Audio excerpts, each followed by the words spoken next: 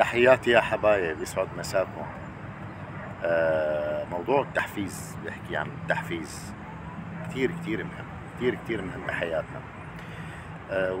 يعني بعتقد ما في فئة عمرية وما في شريحة عمرية إلا ما بحاجة لهذا الموضوع، يعني تحفيز، تشجيع.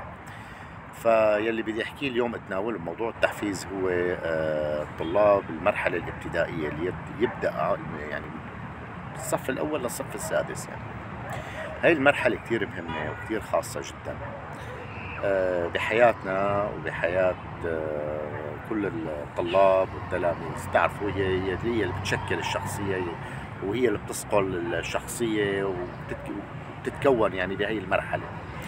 فيلي بدي أقوله إنه للأسف يعني البعض من التلاميذ بيعانوا كتير من هذا الموضوع. في تلاميذ تتحفز وفينا تلاميذ ما بتتحفز.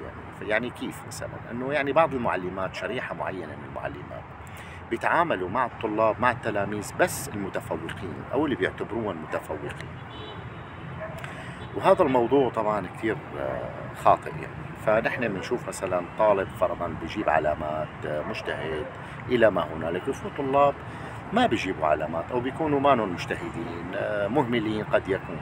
طب هذا الطالب التلميذ المهمل هذا شو مستقبله؟ يعني احنا كيف بدنا نتعامل معه؟ هل بنخليه مهمل؟ هل بنخليه انه ما بيهتم بدروسه؟ طب ما المفروض يكون في تعامل، في شيء اسلوب نتعامل مع هيدا الطالب ونحفزه ونشجعه على انه يحقق شيء؟ انا هذا اللي بدي اقوله. للاسف الشديد يعني بنشوف هذا الموضوع كثير بالمدارس، انه طلاب قد يكون عندهم ظروف خاصة، عندهم ظروف اجتماعية محيطة فيهم كمان صعبة. طبعا مسؤولية المعلم والمعلمة أو حتى نقول مسؤولية المدرسة ما سهلة أبدا. كمان هي صعبة وبتعلق على عاتقهم مسؤولية كتير كبيرة، خصوصا عم يتعاملوا مع أطفال. فيلي بدي أقوله إنه كتير مهم تحفيز هي الشريحة، كتير مهم إنه تشجيعها، لأنه هي الشريحة هي اللي بدها تشكل المجتمع، هي اللي بدها تطلع وتكبر وتستمر. فلما بيطلعوا فاشلين فالمجتمع حتما راح يكون فاشل. فحبيت احكي هذا الموضوع يعني بالمختصر، وشفناكم بألف خير.